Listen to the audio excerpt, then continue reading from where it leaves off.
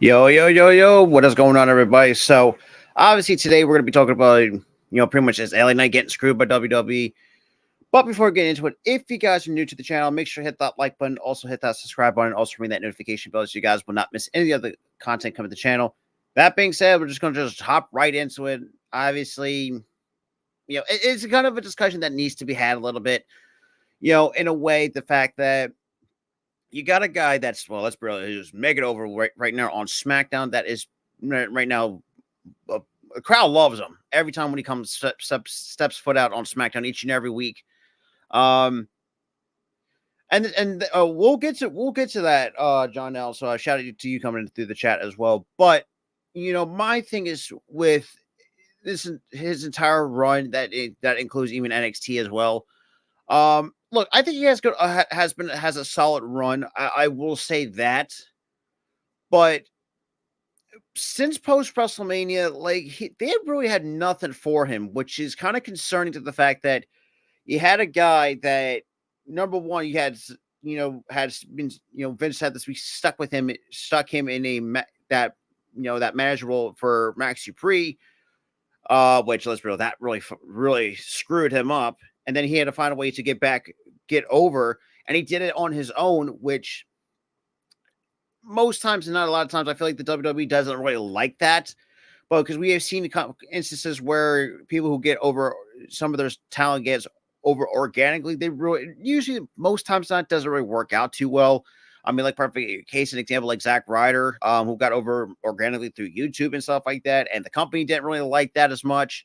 They try to do everything to really push him down the card, I would say, and that's kind of where, in a way, I do think that's where LA Knight's kind of been in a way trending. And since John Elsie you brought up SummerSlam, I could see that. I mean, I don't expect nothing less from this company, and it's sad to say for a company that has a guy who is a gem of a megastar, and yet you don't have no creative direction for him.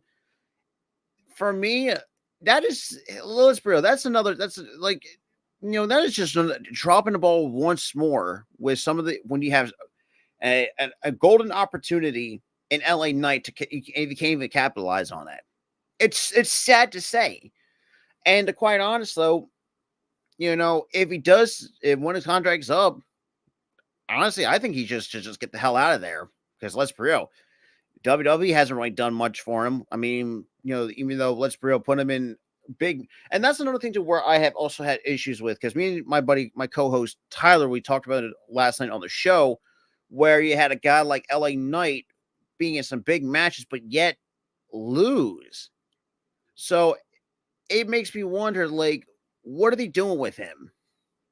Are they just really going to just not capitalize on what you have? Because let's be real, outside of LA Knight, who the hell do you have that's over as over as he is? Maybe besides, and Roman does not even count it too. Just is excluded from that, because him and Roman are the only ones I know that are are mega over, depending on who you're asking from a face or a heel perspective. Roman still is heel, is over with how people hate his ass, but it's been well documented for that. And now you have LA Knight, who, when you watch SmackDown each and every week, when he comes out, when his music hits, you see the crowd pop for him, and they get loud, and I mean louder for LA Knight. And you're telling me, you look at how this dude wrestles or speaks on the microphone, you can't even put this dude in a title picture? Seriously? And not just that. I mean, you also look at the fact that you also had an opportunity to have him, chase for the United States Championship. You don't do that. Because and to we'll talk. We'll piggyback on what John L said in the chat about the creative plans after SummerSlam. I can believe that. I really do think it's just gonna. I think that's not really. They're not gonna have nothing for him.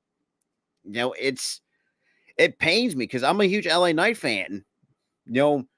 During from his time at Impact as Eli Drake, you can't tell me that this dude, the fact that that Knight, has the charisma, can speak on the Lisbro can cut a meme promo as better than anybody, And also, he's a good a good professional wrestler. Honestly, though, it really boggles my mind how the WWE still can't get their heads out of their asses and not really see what you have in front of you. Because besides Roman Reigns, who has been doing wonders as of recently, now yes, I know it's kind of getting boring over time, but he's been still, doing, working the right things. And same with LA Knight. For some reason, you put him in big profile matches and have him lose, especially in that fatal 4-way United States qualifying for that number 1 contendership.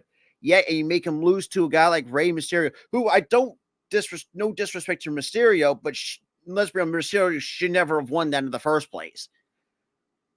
It should have been LA Knight in the way that I look at it. There was and so going back over what John Nelson in the chat about having no plans for the SummerSlam, they've been saying that for fucking months post WrestleMania. They said, "Oh, we're gonna have something after WrestleMania." After WrestleMania, nothing. After I think was it Royal? No, it's probably Night of Champions. Nothing from him there. Elimination Chamber, nothing. Like it's nothing but they are building on empty promises for LA Knight to get the push that he truly deserves. And quite honestly, like I said, the title speaks for itself. I do think he is getting screwed by this company. I don't give a flying fuck what anybody says. I don't know if none of people like me can see that. I don't know whatever anybody else is kind of seeing, because it's getting to the point where it's like, when is that big moment for LA Knight? Because if you watch from his time down at NXT, how over he was with the fans down at NXT, also won the $1 Million Championship, obviously, and shit like that. And Triple H knows the kind of star he is, and he was then, and now it boggles if you're just a general wrestling fan like myself, it boggles your mind that the WWE has been notoriously known for dropping the ball on gems that they have into possession. Like I said, LA Knight is a perfect example of a gem that can be, can really help the Smack. I mean, look, he's done really some good stuff on SmackDown, but not to the point where I want to see him at least in a mid-card title picture to start off. The dude has championship type of material that you have in your hands. But I swear to God, I don't think the WWE ever fucking sees it. And it's sad to say, the dude's a phenomenal talent. Great in the ring, great on the mic. Has a great character. Like, come on now. Like I said, this is why sometimes I really, and rightfully so, that some people will bash him because quite honestly, they should never. They have notoriously dropped the ball on numerous superstars that have huge upsides. If Samoa Joe wasn't hurt during his time in WWE, dude could have been a world champion. Boy, there's just countless names. And now that you got some names, like I said, with LA Knight, who I'm going to keep saying this too, and I will stand on this hill to the day I die, that I think LA Knight, I at times I do think he kind of made a mistake going to WWE, and sometimes I really do think, I hope he knows that the company does not have nothing for him, and the fact that they're going to put their quote unquote delayed us push because of a bad attitude, which I know that's a crock of shit that some of these dirt sheets are kind of saying. Because when I watch interviews with him, he's kind of like a nice guy. Like, he's the kind of guy you want to go and have a few drinks with. Like, that's where my issue with a lot of times that I will never understand. Like I said, and I will say this again too, WWE will always be a lazy company. They always have been. They always will be, and they will never change their fucking way. They have not changed their ways since they've been around since 1963. Let's be quite honest. Like, the last handful of years, you've seen some of those the laziest booking bullshit, and then you had kind of going off a little bit of a tangent here. Yet Ahmed Johnson, who left into the late 90s, call out on your bullshit because because he was kind of that way. He was over with the fans. Was part of that world. Try to go for the world title, but it's like, oh, the company's not ready for a black champion and whatnot. It's like, yeah, well, that's typical WWE for you, because when you have a guy that's super over with the fans, that the crowd that is very popular, obviously a good merch. Well, then again, I don't think we had really even had merch back then, but regardless, with how LA Knight has been kind of presented, like I said, I'm not saying he's presented as a joke, but the way how they're booking him has been not great, for they'll say the least. And it sucks. It sucks to say, for a company that has been around since the early 60s cannot get out of their own goddamn way. The only time they're able to do it is when Vince McMahon actually will drop dead and be 6 feet under, in a wooden box. That's the way I look at it. And now the fact you have a perennial gem, an LA Knight in your hands, and yet can't capitalize it. This is why a lot of times I feel like the rational side of the IWC are kind of pissed. It's like the dude has a track record that has what I think he has the NWA World Heavyweight Championship. The dude has a really good track record and a good resume to show how good he really is, not just on the microphone, but also in the ring as well. But yet you can't capitalize on a golden opportunity to have another big money draw in LA Knight. Because think about it, outside of Roman Reigns, like who's the other one that's like super over, in terms of not just for being a babyface, but also a heel as well? That's LA Knight. LA Knight's another guy that's on that. And if you talk about the men's division, yeah, LA Knight, in terms of the singles competitors, is the second most. Let's be real, the most over, which I do think he's more over than Roman Reigns, and I will definitely stand on that hill. That the fact that, like I said, you can't capitalize on a golden opportunity the dude had got over organically with this. We know how to work the crowd. The crowd loves him. People are wearing his shirts and stuff like that. And yet the company itself does not see it to the point where it's like, okay, let's get this guy a push, and to become a bigger megastar, and unfortunately that's no longer the case. And I don't think I said this. I mentioned this to Tyler as well, I think one time on one show, where I brought up the one thing from Mark Henry, and pretty much advised LA Knight to not renew his contract advise not to renew his contract when it expires with WWE. And, I actually got called, like, I was told I was crazy, say, oh, don't believe that and stuff like that. And I kind of knew the writing on the wall, or where his direction was going in terms of booking. Yeah, that's kind of really looking at the fact that I think he might actually consider leaving. I don't speak on his behalf, but if I was in that kind of position, I would actually start considering actually leaving it and going back to go back to the NWA, Impact, places like that where you actually had a major name for yourself. It's crazy the fact that of how I would say the misused in terms of booking, in terms of the booking direction, LA Knight has been. Yes, he is 40 years old. Sometimes I get the age factor plays into a part of that. But you got guys that are older than him, are still pushing for a title opportunity. You have Rey Mysterio, who's pushing his 50s. Now, yes, he can still go over the best of them, but do you really think, Rey Mysterio is there for the long term?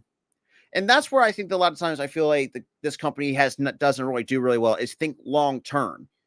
A guy like LA Knight, yes, he's up there in age. He's 40, but I think he could be a part of this long term, for this company.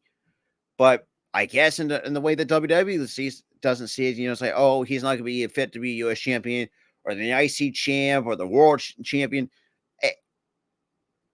I don't know. I don't know what to say to anymore. I was bothered even to want to do this, but something has to be said. I wanted to share my own thoughts and opinions on this because,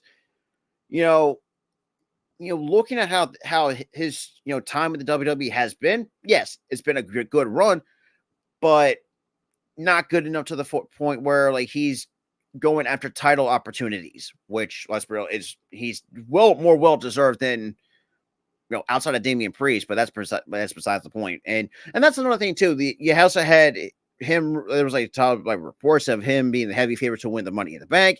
That wasn't the case, even though I'm not really mad at it because there's another guy that's been kind of getting, I mean, I'm gonna say not lost in the shuffle, but it hasn't really got the much like the tremendous spotlight that Damian Priest has had.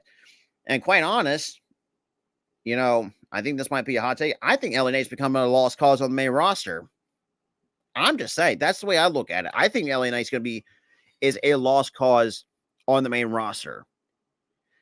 Not just because, from the character, not like from like character wise, promo skills, the in-ring work. I mean, we all know how good he has those attributes, but it's the way how this company has been portraying him. He had, and there's been, there's like one report saying, that Vince McMahon was kind of highly on him, even though that's a crock of shit because he was the one who kind of put LA Knight into that managerial role for the Maximum Male Models. Thank God that's kind of been fucking disbanded. And now, it took, LA Knight time to really get back, to get himself over. And boy, did he do that really well. And the crowd loves him. The crowd is eating out of the palm of his hands, figuratively speaking. It makes you wonder, like I said, just thinking of how entertaining and talented this dude is at 40 years old. And yet the company the WWE does not see any plans for him. And like John L said, and I'll highlight this comment right here. The fact they don't have no plans for him after SummerSlam is a fucking travesty. Quite honest, I think he should just get the hell out of there when he can. Because honestly, I think he should, not saying, the company the WWE has not done much for LA Knight. Yes, I know he's again on a bigger platform. I get that.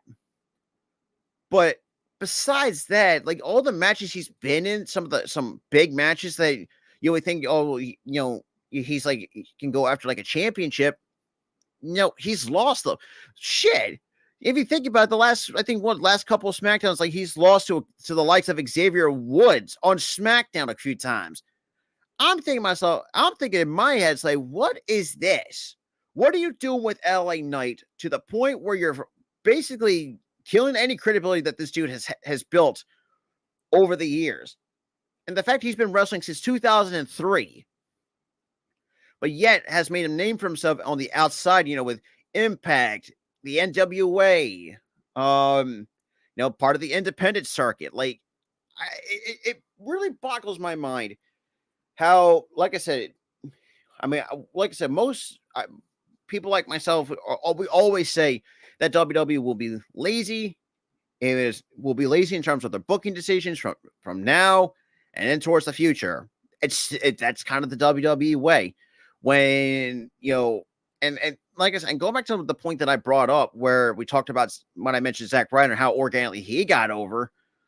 A lot of times, I mean, boy, did he and that's the thing too, like this company, sometimes I truly feel they don't like stars. Like if they have not created you, if they haven't helped you get over, but the fact you did it on your own organically, a lot of times, most times than not, I know this company does not like that whatsoever. And we saw, like I said, and going back to what I mentioned, the kind of the difference, like I said, the situation of Zack Ryder got over again through YouTube. And unfortunately, knowing that the company didn't like that, unfortunately, they kind of punished him for it. And they made him look like a fucking joke. After getting kneed the nuts by Eve Torres, got pushed off the stage in a wheelchair by Kane on an episode of Raw. Like they made his life a living hell before he left the company. I don't expect to say the same bullshit.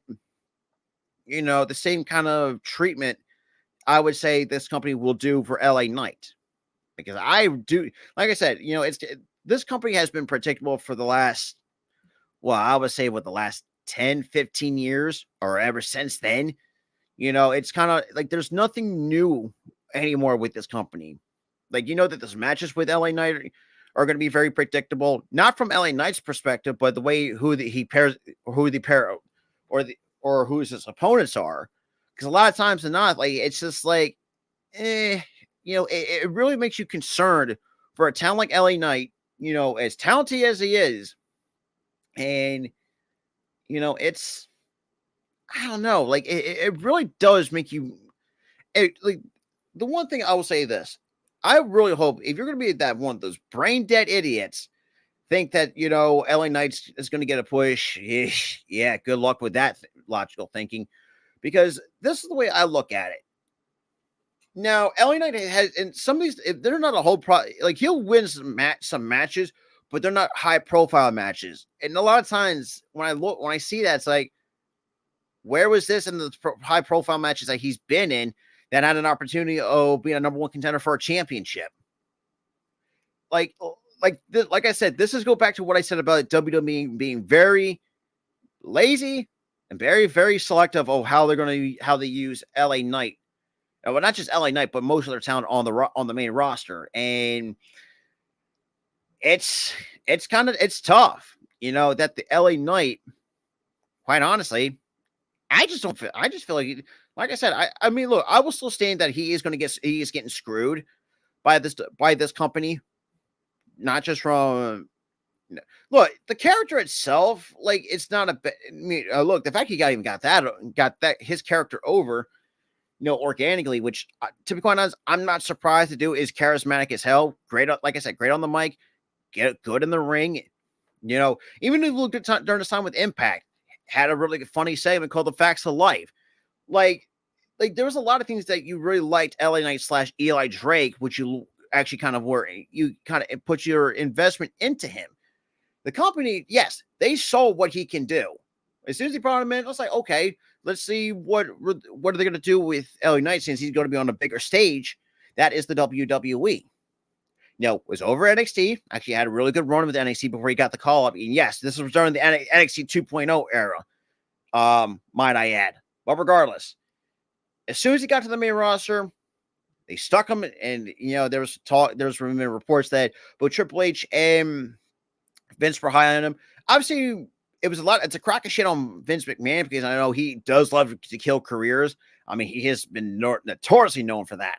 And obviously, when he stuck to LA Knight and that Max Dupree gimmick, boy, did he, he looked just not like the same guy that I saw during his time with Impact or the NWA. But Triple H, I think Triple H knew the kind of star that LA Knight is, and what he could be a bigger star. But the fact when you had to just, finally get him out of that Max, as soon as Triple H took over, good call by him to get him out of that Max Dupree gimmick, because there's been, and, I brought this up as well. Like, that should have been, and Adam Cole would have been stuck in that same thing had he not left WWE. And honestly, it was a right call from Adam Cole's side of things. And now I wouldn't be surprised if, they're going to continue with this empty promises on empty promise. Like, it's like basically you're building a Jenga tower of empty promises. Like, you got post WrestleMania at the bottom.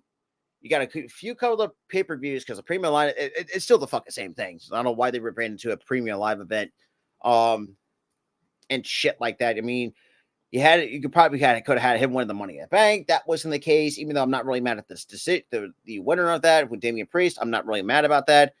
Nothing for him at the Elimination Chamber, the Royal Rumble.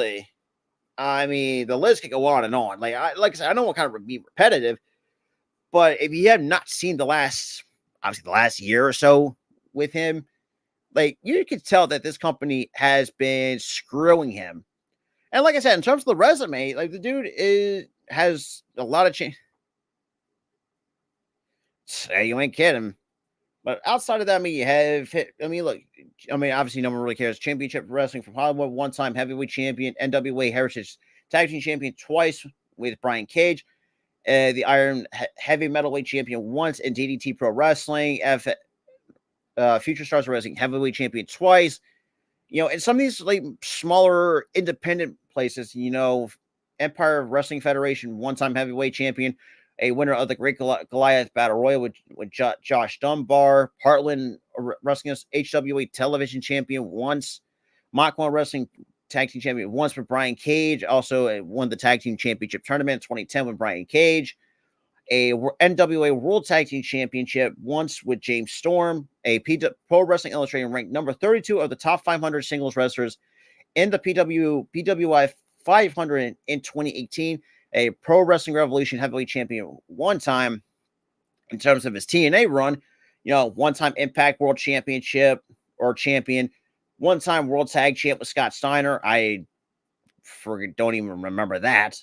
Has won the King of the Mountain once, Gauntlet for the Gold twice in 2016, 2017, Race for the Case in 2017, or the Feaster Fired, 2016 for King of the Mountain Championship contract, and 2018 for the World Tag Team Championship contract, and also for UCW, one-time heavyweight champion, and obviously the Wrestler Observer newsletter. We know in the meantime we talked about how much we hate that.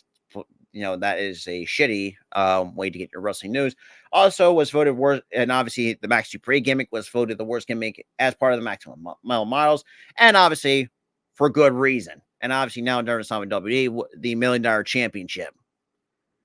So you're telling me that this dude with a lot of championships to his name was ranked 32 out of the top 500 singles wrestlers for Pro Wrestling Illustrated. It makes my brain it makes me want to, it really pisses me off, like just how incompetent that the WWE has been. Let's be real, since forever. Because let's be real, like throughout my time as a fan, a general wrestling fan who has lived through the Attitude Era, through the Ruthless Aggression Era, even now into the PG era, like it's nothing really changes. It's still and yes, I mean the Ruthless Aggression and the Attitude Era. Yes, I was a kid back then. Didn't really not mind much for it. But when you look back at it now, and especially kind of the talent scene, it's ridiculous. And in terms like the LA Knight of the PG era, I mean, you can't tell me this dude is not a championship type of contender in this company. Like, and Boston Sports Report, I get you, man. Like I don't really hate it, but like I said, we do it just for the content purposes. It just, and yes, and I do agree with the WCW. Like a lot of, and even though WCW did kind of fall in the same ways in the early 2000s, but I'm not gonna that's a whole another story for another day. But all in all, I wish this company would do better with LA Knight, because if not, boy, that's add another link to the list of names that the WWE could not capitalize. Samoa Joe. Now you got LA Knight, and who knows? There's probably potentially more they're going to fucking drop the ball with. And look at this talent they have it down in NXT. Now NXT's been kind of mid, for lack of a better term. It's concerning. I do hopefully that this company will finally get their heads out of their asses and see the kind of guy and the kind of person, the kind of performer that LA Knight will be and will always has be the dude that's super over. Like I said, I will still highly admit that LA Knight is much more over than Roman Reigns. And that's saying something. Now, Roman Reigns has been on the best run I've seen him in quite some time, but not to the point where LA Knight can have the crowd, not really, not really pop, and has the crowd pop really loud to feel like the arena's roof is going to blow off. That's my thing about it. I don't know, man. It's just annoying to the point where I don't know, man.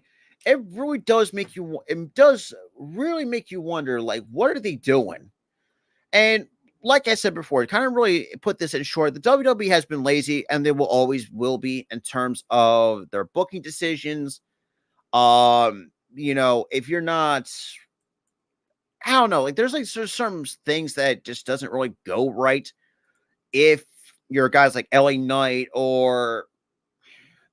and shit like that. It is concerning, to say the least.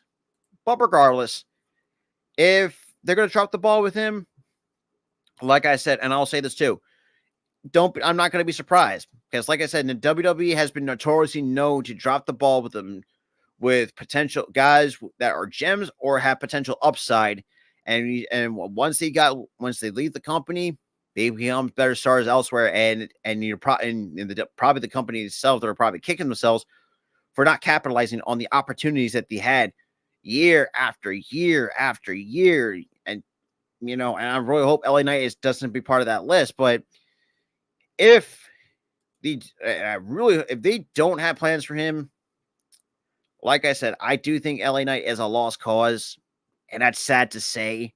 And and it pains me as a guy who, as a fan of LA Knight / Eli Drake, and stuff like that. It really sucks that a guy as talented and as charismatic as LA Knight not getting the true recognition he truly deserves, especially on a big platform that is the WWE.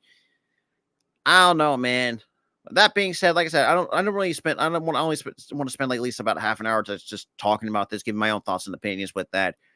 But overall, I really hope the WWE will get their heads out of their asses and actually, because I know this is going to be one big receipt that they're going to be owing LA Knight if he doesn't decide to leave.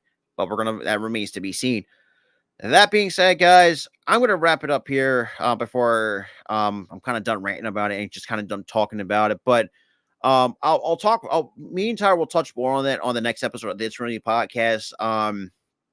Because I think that's kind of a discussion that needs to be really had, even though we did touch upon it last night.